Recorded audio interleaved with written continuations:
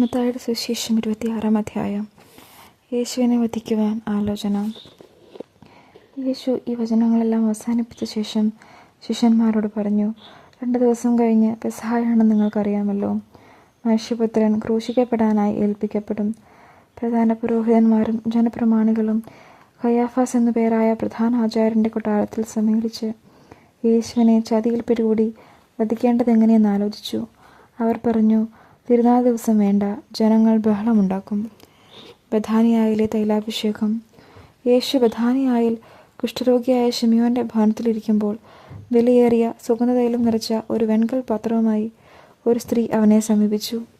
അവൻ ഭക്ഷണത്തിനിരിക്കുമ്പോൾ അവൾ തൈലം അവൻ്റെ ശിരസിലൊഴിച്ചു. ഇത് കണ്ട ശിഷ്യന്മാർ കോപത്തോടെ പറഞ്ഞു, എന്തിനു ഈ പാഴ്ചെലവ്? ഈ സുഗന്ധതൈലം നല്ല വിലയ്ക്ക് വിറ്റ് ദരിദ്രർക്ക് കൊടുക്കാമായിരുന്നില്ലേ? യേശു ഇത് ഗ്രഹിച്ച് അവരോട് പറഞ്ഞു, എന്തിനു നിങ്ങൾ ഈ സ്ത്രീയെ വിഷമിപ്പിക്കുന്നു? ഇവൾ എനിക്ക് വേണ്ടി ഒരു നല്ല കാര്യം ചെയ്തിരിക്കുന്നു. ദരിദ്രർ എപ്പോഴും നിങ്ങളോട് കൂടെയുണ്ട്, ഞാനാകട്ടെ എപ്പോഴും നിങ്ങളോട് കൂടെ ഉണ്ടായിരിക്കുകയില്ല. എന്നെ സംസാരിക്കുന്നതിനുള്ള ഒരുക്കമായിട്ടാണ് ഇവൾ എൻ്റെ ശരീരത്തിൽ തൈലം പൂശിയത്. സത്യമായി ഞാൻ നിന്നോട് പറയുന്നു, ലോകത്തിൽ എവിടെയെല്ലാം ഈ സുവിശേഷം പ്രസംഗിക്കപ്പെടുന്നുവോ അവിടെയെല്ലാം ഇവൾ ചെയ്ത കാര്യവും ഇവളുടെ സ്മരണയ്ക്കായി പ്രസ്താവിക്കപ്പെടും. യൂദാസിൻ്റെ വഞ്ചന. 12 പേരിലൊരുവനായ യൂദാസ് കരിയോത്ത പ്രധാന പുരോഹിതന്മാരുടെ അടുത്ത് എന്ന് ചോദിച്ചു, ഞാൻ അവനെ നിങ്ങൾക്ക് ഏൽപ്പിച്ചു തന്നാൽ നിങ്ങൾ എനിക്ക് എന്തു തരും? അവർ അവന് 30 വെള്ളി നാണയങ്ങൾ വാഗ്ദാനം ചെയ്തു. അപ്പോൾ മുതൽ അവൻ യേശുവിനെ ഒറ്റിക്കൊടുക്കുവാൻ അവസരം അന്വേഷിച്ചുകൊണ്ടിരുന്നു. പെസഹ ആചരിക്കുന്നു. പുളിപ്പില്ലാത്ത അപ്പത്തിൻ്റെ 1-ാം ദിവസം ശിഷ്യന്മാർ യേശുവിൻ്റെ അടുത്ത് വന്ന് ചോദിച്ചു, നിനക്ക് പെസഹ എവിടെ ഒരുക്കണമെന്നാണ് നീ ആഗ്രഹിക്കുന്നത്? അവൻ പറഞ്ഞു, നിങ്ങൾ പട്ടണത്തിൽ പോയി ഇന്നയാളുടെ അടുത്ത് എന്ന് പറയുക. ഗുരു പറയുന്നു, എൻ്റെ സമയം സമാഗതമായി. ഞാൻ എൻ്റെ ശിഷ്യന്മാരോട് കൂടെ നിൻ്റെ വീട്ടിൽ പെസഹ ആചരിക്കും. യേശു നിർദ്ദേശിച്ചതുപോലെ ശിഷ്യന്മാർ പെസഹ ഒരുക്കി. വൈകുന്നേരമായപ്പോൾ അവൻ 12 ശിഷ്യന്മാരോടൊത്ത് ഭക്ഷണത്തിനിരുന്നു. ഭക്ഷിച്ചുകൊണ്ടിരിക്കെ അവൻ പറഞ്ഞു, സത്യമായി ഞാൻ നിങ്ങളോട് പറയുന്നു, നിങ്ങളിലൊരുവൻ എന്നെ ഒറ്റിക്കൊടുക്കും. അവർ അതീവ ദുഃഖിതരായി. കർത്താവേ, അത് ഞാനല്ലല്ലോ എന്ന് ഓരോരുത്തരും അവനോട് ചോദിക്കുവാൻ തുടങ്ങി. അവൻ പ്രതിവദിച്ചു, എന്നോട് കൂടെ പാത്രത്തിൽ കൈമുക്കുന്നവൻ എന്നെ ഒറ്റിക്കൊടുക്കും. മനുഷ്യപുത്രൻ എഴുതപ്പെട്ടിരിക്കുന്നത് പോലെ പോകുന്നു. എന്നാൽ മനുഷ്യപുത്രനെ ആരൊറ്റിക്കൊടുക്കുന്നുവോ അവന് ദുരിതം. ജനിക്കാതിരുന്നെങ്കിൽ അവന് നന്നായിരുന്നു. അവനെ ഒറ്റിക്കൊടുക്കാനിരുന്ന യൂദാസ് അവനോട് ചോദിച്ചു, ഗുരു, അത് ഞാനോ? അവൻ പറഞ്ഞു, നീ പറഞ്ഞു കഴിഞ്ഞു. പുതിയ ഉടമ്പടി. അവർ ഭക്ഷിച്ചുകൊണ്ടിരിക്കുമ്പോൾ യേശു അപ്പമെടുത്ത് ആശീർവദിച്ച് മുറിച്ച് ശിഷ്യന്മാർക്ക് കൊടുത്തുകൊണ്ട് അരുളി ചെയ്തു, വാങ്ങി ഭക്ഷിക്കുവിൻ, ഇത് എൻ്റെ ശരീരമാണ്. അനന്തരം പാനപാത്രമെടുത്ത് കൃതജ്ഞതാസ്തോത്രം ചെയ്ത് അവർക്ക് കൊടുത്തുകൊണ്ട് പറഞ്ഞു, നിങ്ങളെല്ലാവരും ഇതിൽ നിന്ന് പാനം ചെയ്യുവിൻ. ഇത് പാപമോചനത്തിനായി അനേകർക്ക് വേണ്ടി ചിന്തപ്പെടുന്നതും ഉടമ്പടിയുടേതുമായ എൻ്റെ രക്തമാണ്. ഞാൻ നിങ്ങളോട് പറയുന്നു, എൻ്റെ പിതാവിൻ്റെ രാജ്യത്തിൽ നിങ്ങളോടൊത്ത് നവമായി ഇത് പാനം ചെയ്യുന്ന ദിവസം വരെ മുന്തിരിയുടെ ഈ ഫലത്തിൽ നിന്ന് ഞാൻ വീണ്ടും കുടിക്കുകയില്ല. സ്തോത്രഗീതം ആലപിച്ച ശേഷം അവർ ഒലിവ് മലയിലേക്ക് പോയി. പത്രോസ് ഗുരുവിനെ നിഷേധിക്കും. യേശു അവരോട് പറഞ്ഞു, ഈ രാത്രിയിൽ നിങ്ങളെല്ലാവരും എന്നിൽ ഇടറും. ഞാൻ ഇടയനെ അടിക്കും, ആടുകൾ ചിതറിപ്പോകും എന്ന് എഴുതപ്പെട്ടിരിക്കുന്നു. എന്നാൽ ഞാൻ ഉയർപ്പിക്കപ്പെട്ടതിന് ശേഷം നിങ്ങൾക്ക് മുൻപേ ഗലീലയിലേക്ക് പോകും. അപ്പോൾ പത്രോസ് അവനോട് പറഞ്ഞു, എല്ലാവരും നിന്നിൽ ഇടറിയാലും ഞാൻ ഇടറുകയില്ല.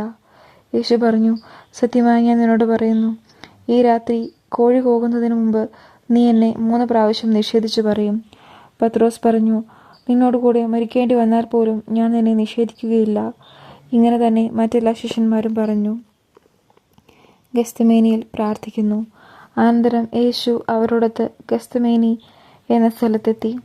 അവൻ ശിഷ്യന്മാരോട് പറഞ്ഞു, ഞാൻ പോയി പ്രാർത്ഥിക്കുവോളം നിങ്ങൾ ഇവിടെ ഇരിക്കുക. അവൻ പത്രോസിനെയും സെബദിയുടെ 2 പുത്രന്മാരെയും കൂടെ കൊണ്ടുപോയി. ദുഃഖിക്കാനും അസ്വസ്ഥനാകാനും തുടങ്ങി. അവൻ അവരോട് പറഞ്ഞു, തീവ്ര ദുഃഖത്താൽ ഞാൻ മരണത്തോളം എത്തിയിരിക്കുന്നു. നിങ്ങൾ എന്നോടൊത്ത് ഉണർന്നിരിക്കുക.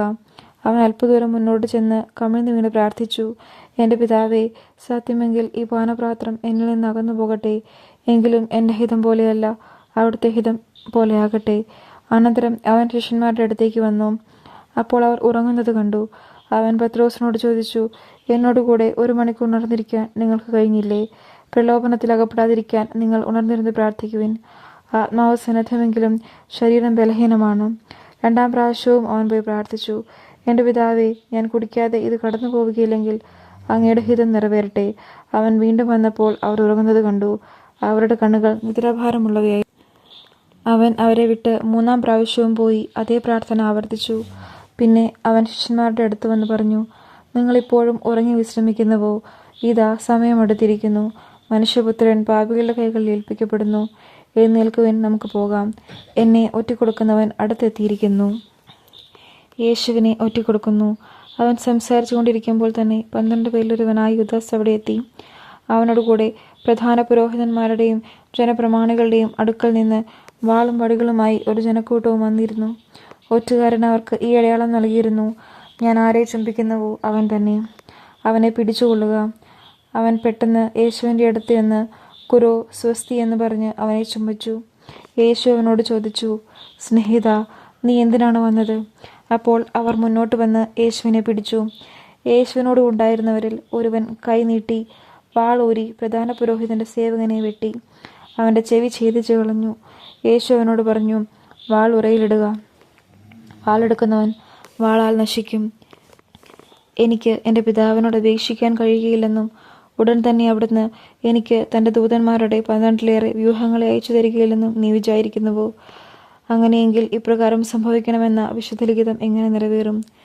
യേശു ജനക്കൂട്ടത്തോട് പറഞ്ഞു, കവർച്ചക്കാരനെതിരെ എന്ന പോലെ വാളുകളും വടികളുമായി നിങ്ങൾ എന്നെ ബന്ധിക്കുവാൻ വന്നിരിക്കുന്നുവോ? ഞാൻ ദിവസവും ദേവാലയത്തിലിരുന്ന് നിങ്ങളെ പഠിപ്പിച്ചിരുന്നു, നിങ്ങൾ എന്നെ പിടിച്ചില്ല. പ്രവാചകന്മാരുടെ ലിഖിതങ്ങൾ പൂർത്തിയാകാൻ വേണ്ടിയാണ് ഇതൊക്കെയും സംഭവിച്ചത്. അപ്പോൾ ശിഷ്യന്മാരെല്ലാവരും അവനെ വിട്ട് ഓടിപ്പോയി. ന്യായാധിപ സംഘത്തിന് മുൻപിൽ യേശുവിനെ പിടിച്ച് ബന്ധിച്ചവർ പ്രധാന പുരോഹിതനായ കയാഫാസിൻ്റെ അടുത്തേക്ക് അവനെ കൊണ്ടുപോയി. അവിടെ നിയമജ്ഞരും ശ്രേഷ്ഠന്മാരും സമ്മേളിച്ചിരുന്നു.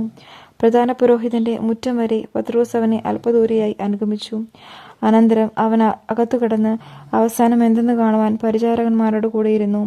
പ്രധാന പുരോഹിതന്മാരും ന്യായാധിപ സംഘം മുഴുവനും യേശുവിനെ മരണത്തിന് ഏൽപ്പിച്ചു കൊടുക്കേണ്ടതിന് അവനെതിരെ കള്ളസാക്ഷ്യം അന്വേഷിച്ചു. പല കള്ളസാക്ഷികൾ വന്നെങ്കിലും അവർക്ക് സാക്ഷ്യമൊന്നും കിട്ടിയില്ല.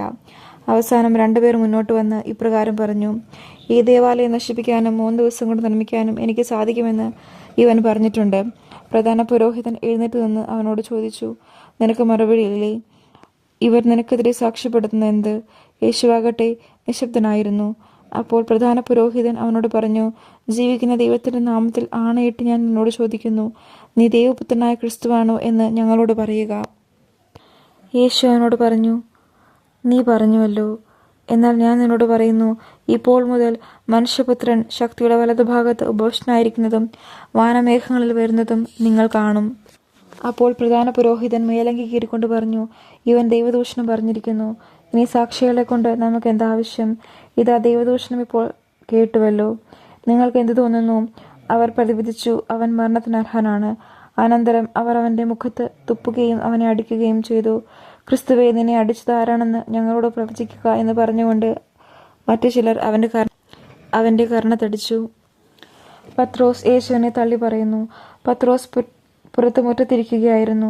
ഒരു പരിചാരിക അവനെ സമീപിച്ച്, നീയും ആ ഗലീലക്കാരനായ യേശുവിനോട് കൂടെ ആയിരുന്നുവല്ലോ എന്ന് പറഞ്ഞു.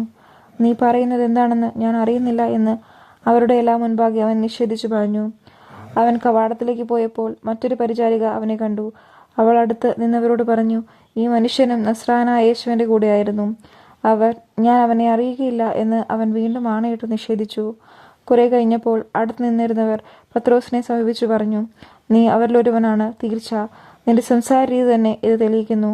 പത്രോസാകട്ടെ, ഞാൻ ആ മനുഷ്യനെ അറിയുകയില്ല എന്ന് പറഞ്ഞ് ശപിക്കുവാനും ആണയിടുവാനും തുടങ്ങി.